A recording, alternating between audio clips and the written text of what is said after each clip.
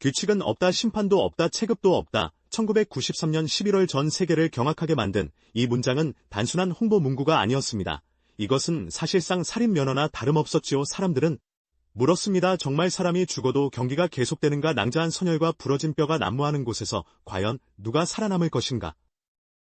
오늘날 수조 원의 가치를 지닌 거대의 스포츠 제국 UFC가 사실은 한 가문의 무술을 광고하기 위해 만든 단 일회성 쇼였다는 사실을 아십니까? 여러분이 알고 있는 스포츠의 상식은 잠시 접어두십시오. 이것은 공정한 경쟁에 관한 이야기가 아닙니다. 가장 원초적인 폭력과 그 속에 숨겨진 한 가문의 지독한 욕망에 관한 기록입니다.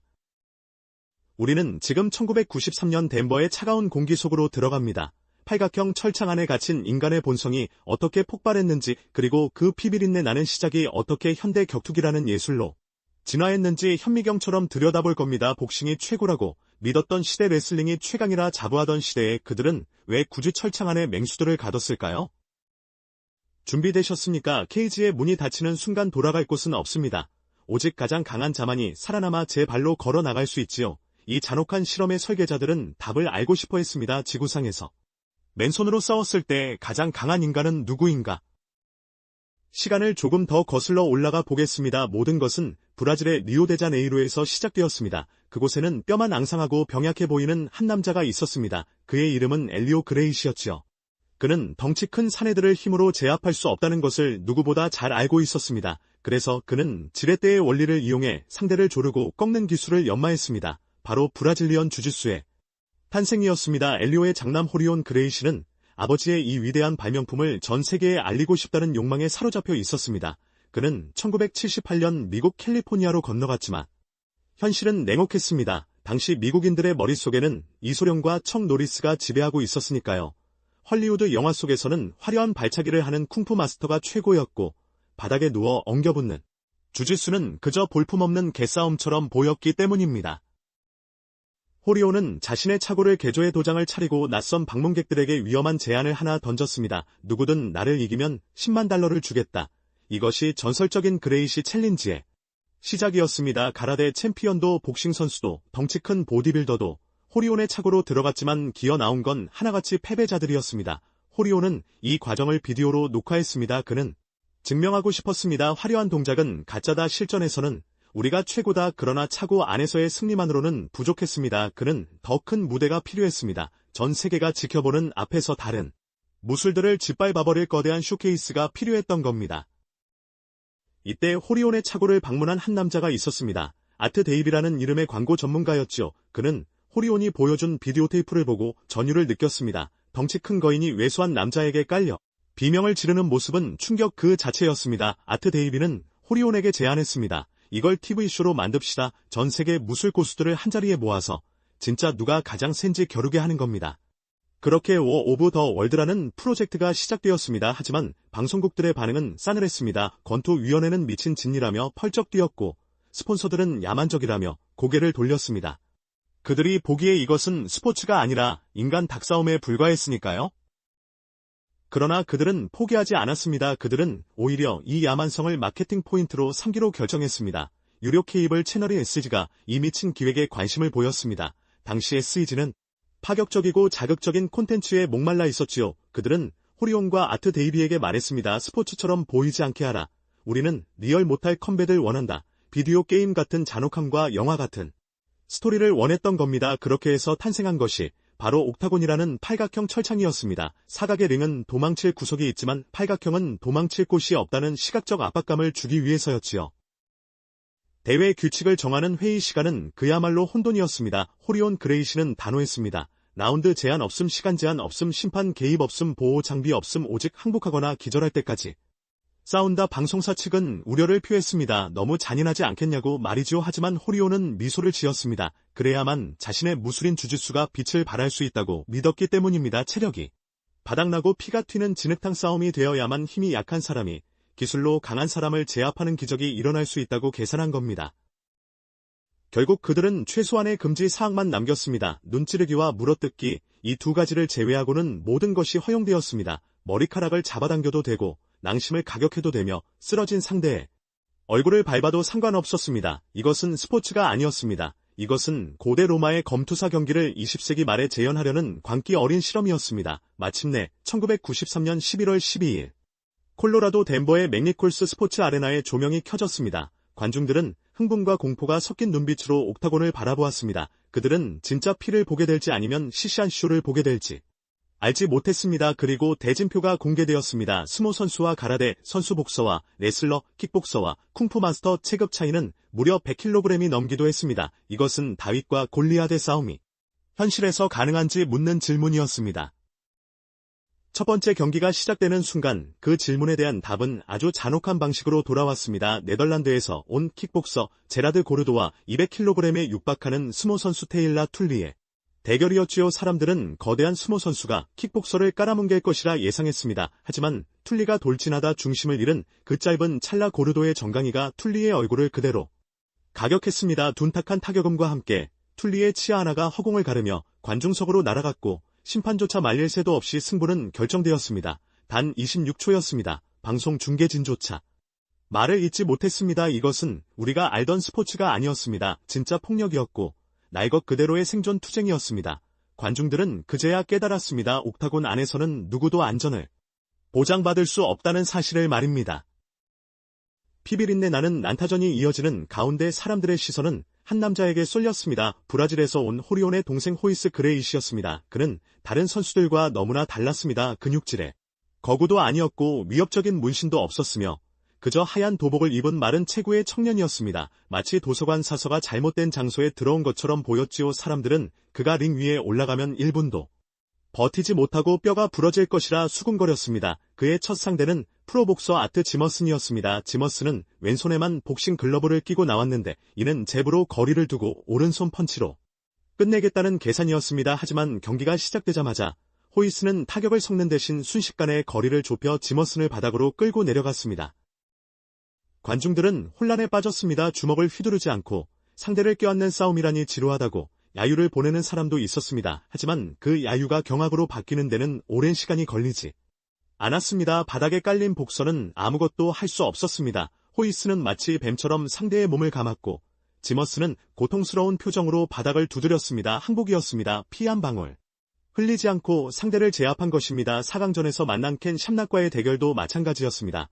당대 최고의 파이터라 불리던 샴낙조차 호이스의 도복깃을 이용한 조르기 기술 앞에서는 무력했습니다. 힘이 세고 덩치가 큰 남자가 바닥에 누워 허우적거리는 모습은 전 세계 무술계에 거대한 충격을 안겨주었습니다.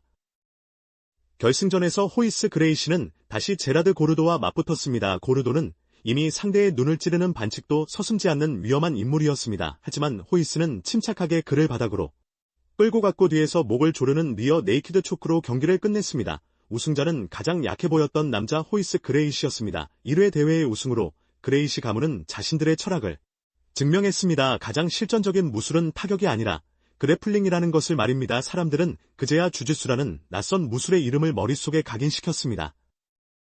이 대회는 유료 방송 구매율에서 예상을 뛰어넘는 대성공을 거두었습니다. 사람들은 비디오 가게로 달려가 UFC 1회 대회의 비디오테이프를 빌려보았고 입소문은 산불처럼 번져나갔습니다. 남자들은 술자리마다 모여서 복서와 레슬러가 싸우면 누가 이기는지에 대해 열띠게 토론했지요. 하지만 빛이 강하면 그림자도 짙은 법입니다. 이 폭력적인 성공은 곧바로 거대한 사회적 저항에 부딪혔습니다. 정치권이 움직이기 시작했습니다. 당시 미국 상원의원이었던 존 맥케인은 우연히 이 비디오를 보고 경악을 금치 못했습니다. 그는 UFC를 향해 인간 투개라고 맹비난했습니다. 닭들이 서로를 죽일 때까지 싸우게 하는 투개와 다를 바 없는 야만적인 행위라는 것이었죠. 맥케인은 즉시 쉰계주 주지사들에게 서한을 보내 이 대회를 금지해야 한다고 촉구했습니다. 여론은 급격히 나빠졌습니다. 뉴욕타임스를 비롯한 주요 언론들은 UFC를 문명사회에서 추방해야 할 암적인 존재로 묘사했습니다. 방송사들도 압박을 견디지 못했습니다. 주요 케이블 채널들이 송출을 중단했고 UFC는 텔레비전에서 볼 수 없는 금지된 콘텐츠가 되어버렸습니다. 대회를 열 경기장을 구하는 것조차 불가능해졌습니다. 그들은 법망을 피해 엘라베마나 미시시피 같은 시골의 작은 체육관을 전전해야 했습니다. 관중석은 텅 비어갔고 수익은 곤두박질 쳤습니다. 호리온 그레이시의 꿈은 그렇게 악몽으로 변해가고 있었습니다. 규칙 없는 싸움이 가져다준 짜릿함은 독이 되어 돌아왔고 UFC는 탄생하자마자 사형 선고를 받은 시한부 운명이 되었습니다. 하지만 바로 그 벼랑 끝에서 역설적이게도 현대 종합격투기에 진짜 역사가 시작되려 하고 있었습니다. 살아남기 위해 그들은 스스로 야성을 거세하고 스포츠가 되기로 결심해야 했기 때문입니다. 이때 등장한 인물들이 바로 지금의 UFC를 만든 주역들입니다. 라스베이거스의 카지노 재벌 퍼티타 형제와 그들의 고등학교 동창이자 복싱 강사 출신이었던 데이나 화이트가 그 주인공이지요. 이들은 파산 직전에 UFC를 단돈 200만 달러에 인수했습니다. 지금 우리 돈으로 약 20억 원 남짓한 금액인데 현재 UFC의 가치가 수조 원에 달한다는 걸 생각하면 거저 주운 것 같아 보일 겁니다. 하지만 당시에는 그 누구도 이 거래를 이해하지 못했습니다. 그들이 인수한 것은 낡은 옥타곤 철창 하나와 악명 높은 브랜드 이름뿐이었으니까요.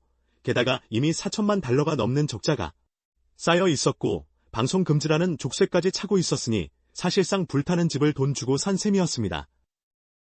하지만 데이나 화이트와 퍼티타 형제에게는 계획이 있었습니다. 그들은 UFC가 살아남을 유일한 길은 제도권 안으로 들어가는 것뿐이라고 판단했습니다. 그래서 그들은 도망치는 대신 정면 돌파를 선택했습니다. 바로 규제기관인 주 체육위원회를 찾아가 그들이 원하는 모든 규칙을 받아들이겠다고 선언한 것입니다. 가장 먼저 선수들의 손에 오픈 핑거 글러브가 끼워졌습니다. 맨주먹이 주는 날 것 그대로의 공포감을 줄이고 선수의 손을 보호하기 위해서였지요. 무제한이었던 경기 시간도 5분 3라운드 혹은 5라운드로 쪼개졌습니다. 무엇보다 가장 큰 변화는 체급의 도입이었습니다. 더 이상 100kg의 거구와 70kg의 왜소한 선수가 맞붙는 다윗과 골리앗의 싸움은 볼 수 없게 되었습니다. 머리카락을 잡아당기거나 박치기를 하는 것 같은 비신사적인 행위들도 엄격히 금지되었습니다. 이 변화를 두고 기존의 하드코어 팬들은 격분했습니다. 그들은 UFC가 야성을 잃고 거세되었다며 등을 돌렸습니다. 규칙 없는 싸움이 주는 원초적인 공포와 긴장감이 사라졌다고 비난했지요. 반대로 일반 대중들은 여전히 이 스포츠를 혐오했습니다. 규칙이 생겼다고는 하나 여전히 바닥에 엉겨붙어 상대의 관절을 꺾고 목을 조르는 모습은 그들에게 너무나 낯설고 폭력적으로 보였기 때문입니다. 기존 팬도 잃고 새로운 팬도 얻지 못한 채 UFC는 암흑기에 접어들었습니다. 인수 후 4년 동안 적자는 눈덩이처럼 불어났고 퍼티타 형제조차 이제는 손을 떼야 할 때가 왔다고 생각했습니다. 그들은 다시 회사를 매물로 내놓으려 했습니다. 그때 데이나 화이트가 마지막으로 한 번만 더 승부를 걸어보자고 제안합니다. 경기가 아니라 선수들의 이야기를 팔아보자는 것이었지요. 그렇게 탄생한 것이 바로 리얼리티쇼 디 얼티밋 파이터 즉 터프였습니다. 이 프로그램은 격투기 선수들이 한 집에 모여 살며 훈련하고 경쟁하는 과정을 가감없이 보여주었습니다. 사람들은 처음으로 옥타곤 밖의 선수들을 보게 되었습니다. 그들이 피도 눈물도 없는 살인 기계가 아니라 가족을 부양하기 위해 땀 흘리고 꿈을 위해 고뇌하는 평범한 청년들이라는 사실을 깨닫게 된 것이지요. 하지만 방송사들은 이 프로그램조차 편성을 거부했습니다. 결국 UFC는 제작비를 전액 자신들이 부담하는 조건으로 겨우 케이블 채널에 심야 시간을 얻어낼 수 있었습니다. 그리고 2005년 4월 9일 운명의 날이 밝았습니다. 터프 시즌 1의 피날레의 생방송이 시작되었습니다. 결승전 링에 오른 것은 포레스트 그리핀과 스테판 보너였습니다. 이 두 선수의 경기는 UFC 역사상 가장 중요한 15분으로 기록됩니다. 화려한 기술이나 전략 때문이 아니었습니다. 그들은 1라운드부터 3라운드 종료 공이 울릴 때까지 쉴 새 없이 주먹을 주고받았습니다. 서로의 얼굴이 피범벅이 되고 다리가 풀려 비틀거리는 상황에서도 그들은 멈추지 않았습니다. 채널을 돌리던 시청자들이 하나둘 화면 앞에 멈춰 섰습니다. 그곳에는 잔인한 폭력이 아니라 한계에 도전하는 인간의 처절한 투혼이 있었습니다. 친구에게 전화를 걸어 지금 당장 텔레비전을 켜보라고 소리치는 사람들이 늘어났고 시청률 그래프는 수직으로 치솟았습니다. 경기가 끝났을 때 관중들은 기립박수를 보냈고 중계석의 해설자조차 흥분을 감추지 못했습니다. 이 한 경기가 죽어가던 UFC에 심폐소생술을 한 것입니다.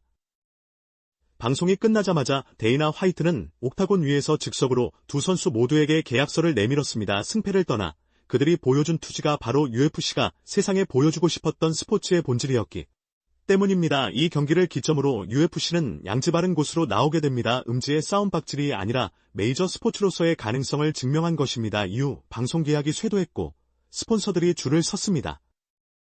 하지만 빛이 강해질수록 그림자 속의 비밀들은 더 깊숙이 숨겨지기 마련입니다. UFC가 거대한 상업 스포츠 제국으로 성장하면서 또 다른 문제들이 고개를 들기 시작했습니다. 바로 선수들의 건강과 약물 그리고 돈에 얽힌 진실 공방입니다.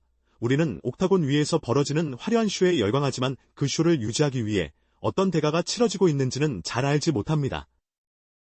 가장 먼저 터져나온 것은 약물 스캔들입니다. 인간의 신체 능력을 극한까지 끌어올려야 하는 이 무대에서 유혹은 너무나 달콤했습니다. 초창기 UFC는 약물 검사에 대해 매우 관대했습니다. 아니, 사실상 방치했다고 보는 편이 맞을 겁니다. 근육이 터질 듯 부풀어 오른 괴물 같은 선수들이 링 위를 지배했고 팬들은 그 초인적인 힘에 환호했습니다. 하지만 그것이 만들어진 가짜라는 사실이 밝혀지기까지는 그리 오랜 시간이 걸리지 않았습니다. 영상이 마음에 드셨다면 구독과 좋아요 눌러주세요. 다음에 더 좋은 이야기로 찾아올게요.